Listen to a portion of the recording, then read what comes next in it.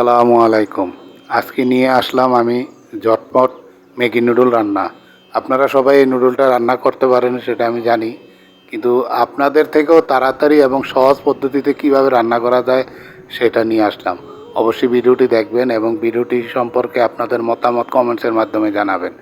যারা এখনও আমার চ্যানেলটি সাবস্ক্রাইব করেন নেই, দয়া করে সাবস্ক্রাইব করবেন এবং বেল আইকনটি অন করে দিবেন যাতে সবার আগে ভিডিওটি আপনি পেতে পারবেন। তো আমি আমার মতো আমি চেষ্টা করেছি, জানি না কতটুকু ভালো হয়েছে, কিন্তু খেতে অনেক মজা হয়েছে। আশা করি আপনারাও চেষ্টা করবেন। আপনারা সবাই পারেন আমি জানি, তারপরেও আমি আমার মতো করে চেষ্টা করলাম যাতে সময় কম লাগে এবং ঝটপট রান্না করা যায়। তো অনেকেই ম্যাগি নুডলটা কী করেন, সিদ্ধ করেন না, গরম পানিতে সিদ্ধ করে তারপর রান্না করেন।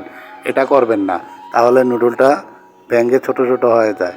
নুডলটা সরাসরি ডালার চেষ্টা করবেন, তাহলে নুডলটা আর ভাঙবে না, নুডলটা জর্জরা থাকবে, দেখতে অনেক সুন্দর দেখা যাবে। গরম পানির মধ্যে অবশ্যই নুডল ঢালবেন না, নুডলটা সরাসরি ডালার চেষ্টা করবেন, তাহলে নুডলটা লম্বা থাকবে, শক্ত থাকবে এবং দেখতে অনেক সুন্দর দেখাবে, জর্জরা থাকবে।